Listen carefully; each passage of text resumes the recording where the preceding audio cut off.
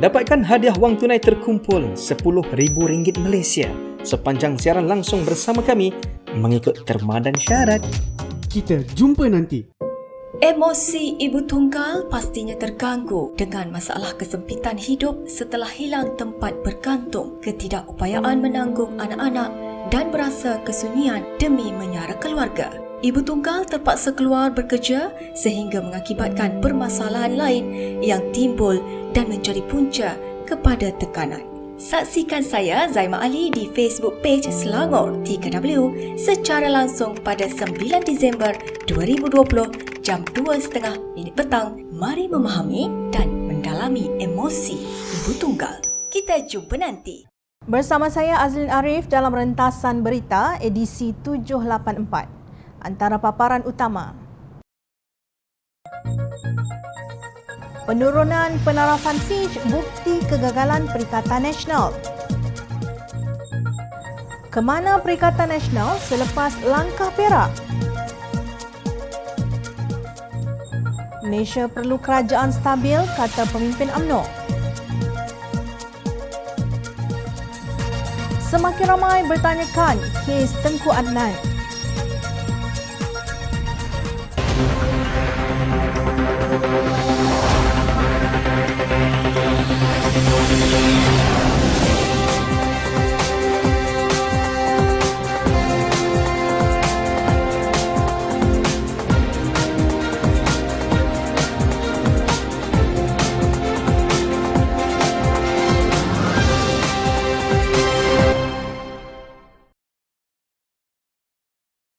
Assalamualaikum dan salam sejahtera.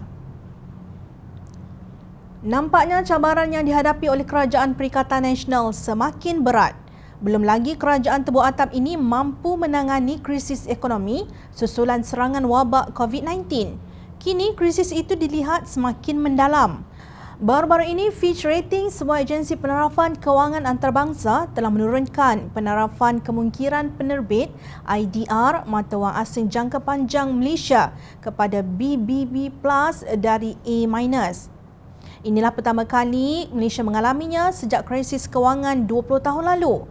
Majlis Presiden Pakatan Harapan dalam kenyataannya berpendapat ini adalah satu tamparan hebat buat kerajaan, khususnya Menteri Kewangan Datuk Seri Tengku Zafrul Abdul Aziz. Ia menampakkan kegagalan perancangan dasar serta tata kelola kerajaan lanjutan dari ketidaktentuan politik yang berlarutan sejak perubahan kerajaan pada Mac lalu. Ujar kenyataan itu yang dikeluarkan bersama oleh Presiden Keadilan Datuk Seri Anwar Ibrahim, Presiden Amanah Haji Muhammad Sabu dan Setiausaha Agung DAP Lim Guan Eng. Walaupun kesan penurunan penarafan ini terhadap ekonomi negara masih belum dapat ditentukan sepenuhnya, ia sudah amat membimbangkan.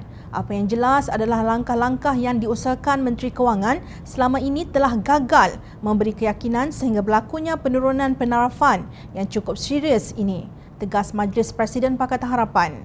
Salah satu daripada punca ketidakyakinan antarabangsa terhadap iklim pelaburan di Malaysia ialah pengagihan ghanimah JLC kepada ahli politik yang dilakukan oleh Tan Sri Muhyiddin Yassin. Perbuatan tersebut jelas melanggar prinsip ketelusan dan tadbir urus baik. Perdana Menteri seharusnya mengangkat prinsip ketelusan dan tata kelola yang baik dengan pelaksanaan langkah-langkah seperti tender terbuka dan pelantikan profesional, bukannya ahli-ahli politik ke dalam syarikat berkaitan kerajaan GLC antara lainnya. Malangnya ini tidak berlaku di bawah pentadbiran sedia ada, katanya. Langkah Sheraton yang menjadi batu loncatan Kerajaan Perikatan Nasional pada bulan Februari lalu telah mengkucar-kacirkan usaha reformasi institusi yang sedang digerakkan oleh Kerajaan Pakatan Harapan ketika itu. Dokumen mahkamah difailkan oleh kontraktor asal landasan berkembar elektrik di Lembah Kelang Fasa 2, KVDT2 Daya Maju LT80 Sdn Bhd, mendakwa bahawa Menteri Pengangkutan Datuk Seri Wee Ka Siong pada 14 April telah meminta firma itu untuk memberikan subkontrak keseluruhan projek tersebut kepada sebuah syarikat Cina.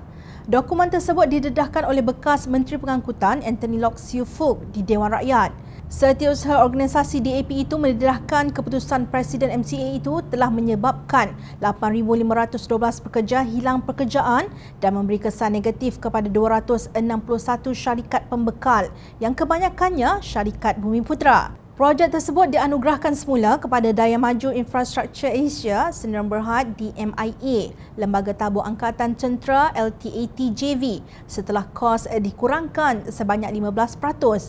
Tindakan Kah Siong menamatkan kontrak tersebut telah menyebabkan kontraktor tersebut memfailkan saman menamakan Kerajaan Malaysia dan Menteri Pengangkutan masing-masing sebagai defendant pertama dan kedua pada 7 September lalu. Kes projek KVDT2 hanya salah satu contoh kegagalan Kerajaan Perikatan Nasional untuk menjadikan negara ini sebagai destinasi pelaburan terbaik yang boleh mencorak jalan keluar daripada pandemik ekonomi. Demi menamatkan spekulasi berkaitan ketidaktentuan hala tuju politik, merancakkan semula pertumbuhan ekonomi dan mengembalikan keyakinan terhadap pentadbiran negara, Majlis Presiden Pakatan Harapan berpendirian bahawa kerajaan perlu menyegerakan dan mengutamakan usul undi tidak percaya yang telah dibawa ahli-ahli parlimen dalam sidang Dewan Rakyat yang berlangsung sehingga 17 Disember, kata kenyataan Majlis Pakatan Harapan itu. Beranikah Kerajaan Perikatan Nasional menyambut cabaran ini? Selepas langkah Sheraton berjaya menjatuhkan kerajaan yang didokong oleh mandat rakyat, Perikatan Nasional meraihkannya dengan retorik bahawa mereka melakukannya demi kesatuan ummah, kepentingan negara dan rakyat. Semua pemimpin dalam Perikatan Nasional berhujah bahawa mereka mahu menyelamatkan negara. Yang penting kita selamatkan negara daripada kemelut krisis politik terlebih dahulu, ujar Presiden PAS seperti dipetik Berita Harian pada 1 Mac 2020. Beliau kemudian dilantik sebagai Duta Khas Perdana Menteri ke Timur Tengah yang bertaraf menteri. Sehingga hari ini rakyat tertanya-tanya apakah manfaat yang dibawa Hadi ke Malaysia selepas pelantikan beliau. PAS yang telah memeterai Piagam Muafakat Nasional bersama UMNO bermain mata dengan Bersatu yang dianggap oleh UMNO sebagai pengkhianat. Ahli Majlis Tertinggi UMNO Tan Sri Shahriz Samad dalam satu kenyataan pada 13 November 2020 berhujah UMNO BN bersabar dan sanggup meletak tepi kerasahan penyokong mereka yang pernah mengkhianati UMNO untuk mereka pula duduk sebagai pemerintah. Sudah tahu dengan pasti mereka itu mudah mengkhianati kawan dan perjuangan. Sekarang jangan bertolak ansur lagi. Mungkinkah boleh pengkhianat bersifat ikhlas? Berketepatan dengan sikap UMNO itu, akhirnya 25 wakil rakyat UMNO di Dewan Undangan Negeri Perak memilih untuk bekerjasama dengan wakil rakyat Pakatan Harapan menentang usul keyakinan terhadap Menteri Besar Bersatu Datuk Seri Ahmad Faizal Azumu. Seramai 48 ahli Dewan Undangan Negeri tidak menyokong berbanding 10 yang menyokong dan 1 undi rosak.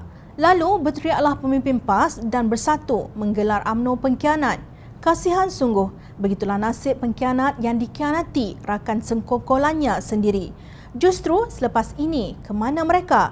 Beberapa media melaporkan bahawa Majlis Pimpinan Tertinggi Bersatu kini akan memperkukuh kerjasama dengan PAS melalui Perikatan Nasional yang tidak dianggotai UMNO. Setiausaha Agung Bersatu Datuk Seri Hamzah Zainuddin dipetik media sebagai berkata, semua keputusan yang bakal diambil parti berkenaan berhubung penubuhan Kerajaan Negeri Perak yang baru akan mengambil kira ketetapan bersama rakan-rakan Perikatan Nasional terutama PAS. MPT sekali lagi menzahirkan rasa kesal terhadap usul keyakinan majoriti ahli Dewan Undangan Negeri terhadap Menteri Besar Perak yang diusulkan UMNO tetapi tidak disokong oleh UMNO dan Pakatan Harapan dalam sidang Dewan Undangan Negeri Perak baru-baru ini, katanya dipetik utusan online. Episod ini menyerlahkan sikap PAS dan Bersatu. Belum lagi mereka berhadapan dengan pilihan raya umum ke-15. Kedua parti itu sudah terus berdegil meneruskan agenda Perikatan Nasional yang ditentang UMNO. Parti yang paling besar bilangan wakil rakyatnya di Perak dan di Parlimen dalam kerajaan tebuk atap mereka. Sepatutnya UMNO sedar dan mampu menilai apakah dengan memberi bunga kepada Bersatu akan dibalas dengan bunga juga. UMNO setakat ini menyokong belanjawan sengit 2021 Bersatu. Apakah nilai moral yang didapati oleh UMNO? Apakah nilai persahabatan yang perolehi daripada PAS yang berkeras bermain dalam 2 kolam dan menyokong Bersatu? UMNO hilang nilai moralnya apabila bertindak menyokong langkah Sheraton yang menjatuhkan kerajaan yang dipilih melalui mandat rakyat. Kononnya untuk menyelamatkan bangsa dan agama. Tetapi apabila mahu menjatuhkan pengkhianat parti itu, yakni Bersatu, UMNO mencari DAP, keadilan dan amanah. Bangunlah dari tidur, wahai pemimpin Melayu. Kalian tidak akan mampu mentadbir negara ini bersendirian tanpa parti-parti lain yang disokong rakyat. Kali ini kalian diberi peluang untuk benar-benar mentadbir sebuah negeri demi negara, bangsa dan agama. Fajar 2021 bakal menyingsing, namun sinar harapan tahun baharu itu tidak melimpah di Malaysia tetapi di Indonesia. Perkara ini diakui oleh Timbalan Presiden UMNO Datuk Seri Muhammad Hassan dalam satu kenyataan di Facebooknya. Beliau merujuk kepada laporan teknologi terkini Nikkei Asia pada 4 Disember 2020 yang menyebut bahawa Indonesia terus menarik syarikat teknologi gergasi Amerika melabur dalam pelbagai perniagaan internetnya. Facebook, Google dan Microsoft telah melabur dalam angka beberapa bilion pada tahun 2020 walaupun Indonesia berhadapan dengan pandemik corona yang meruncing. Begitu juga termasuk Alibaba dan SoftBank Japan. Gojek, Tokopedia dan Bukalapak antara yang menerima pelaburan signifikan dalam bulan November 2020 dalam angka ratusan juta US dollar, kata Muhammad. Menurut beliau, ekonomi digital Indonesia telah berkembang 5 kali ganda semenjak 2015. Katanya, kini ia dianggarkan bernilai 44 bilion US dollar pada 2020 dan akan mencapai 125 bilion US dollar pada 2025. Menjelang tahun 2025, Indonesia akan menjadi ekonomi kelima terbesar dunia. Sebaliknya, kata Muhammad, Malaysia pada tahun 2020 menyaksikan pelbagai drama politik yang terus menyuramkan lagi iklim pelaburan.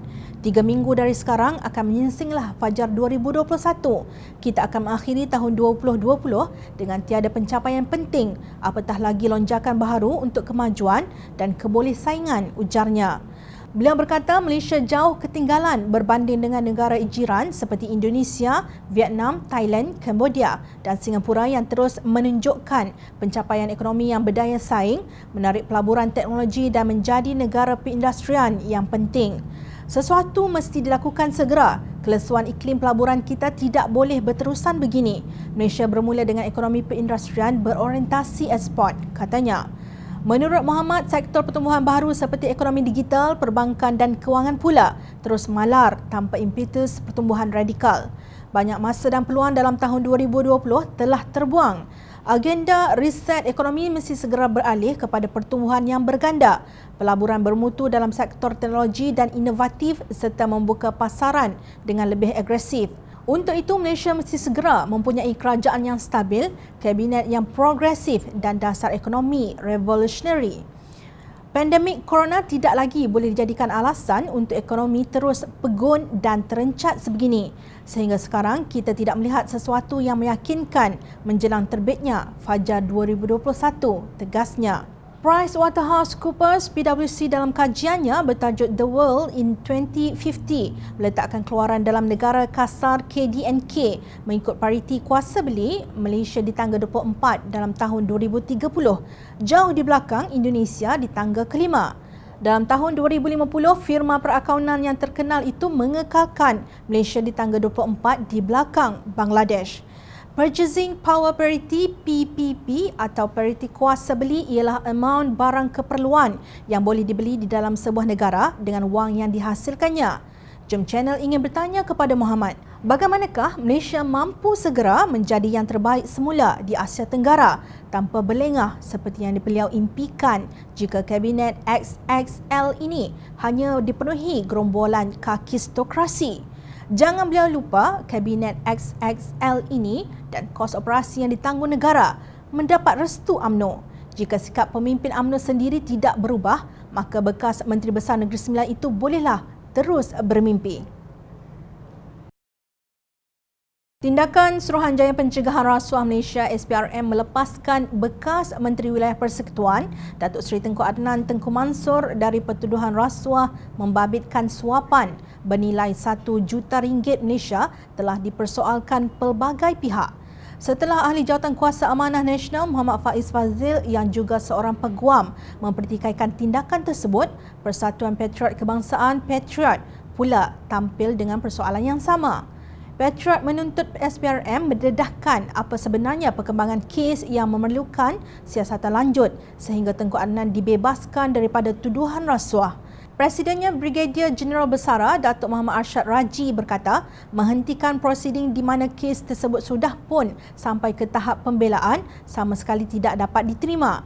Pertama, pihak pendakwaan harus dan mempunyai bukti kukuh sebelum meneruskan pertuduhan, ujarnya dalam satu kenyataan.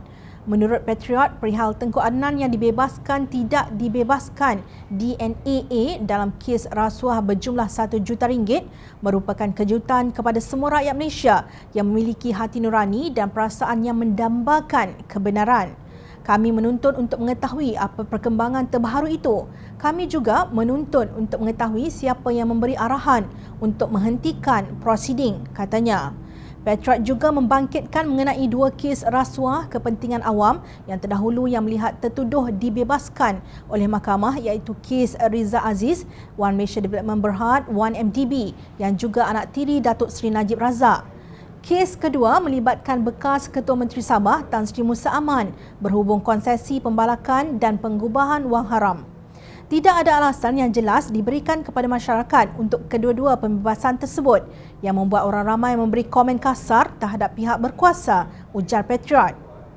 Pertubuhan bekas veteran Angkatan Bersenjata itu berkata sudah ada perasaan tidak percaya orang awam terhadap pihak penyiasat dan pengadilan, terutama ketika menangani kes-kes rasuah yang melibatkan ahli politik dalam parti pemerintah. Patriot berhujah dengan pembebasan yang diberikan kepada Tengku Adnan.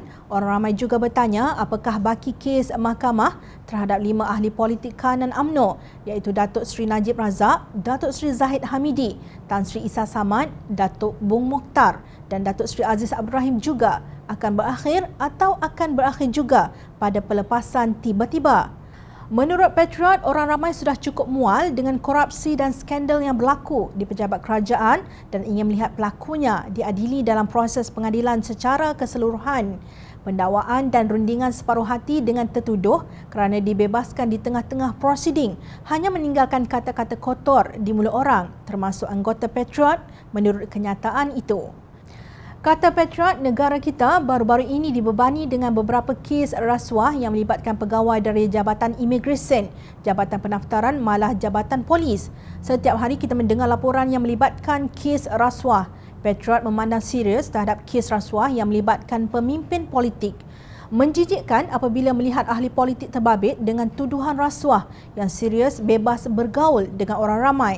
Ini juga merupakan pemandangan yang mengerikan untuk melihat seorang politikus yang disabitkan kesalahan diizinkan membuat pidato di depan umum dan diberi layanan VIP, tegas Patriot. Kalau agamawan pun menyokong gerombolan kleptokrasi, apalagi nilai moral yang mampu dipertahankan oleh mereka. Rakyat memerhati. Teruskan bersama kami di Jom Channel dan layari polterjomchannel.net untuk mendapatkan berita politik tanah air. Saya Azlin Arif, terima kasih. Assalamualaikum dan salam sejahtera.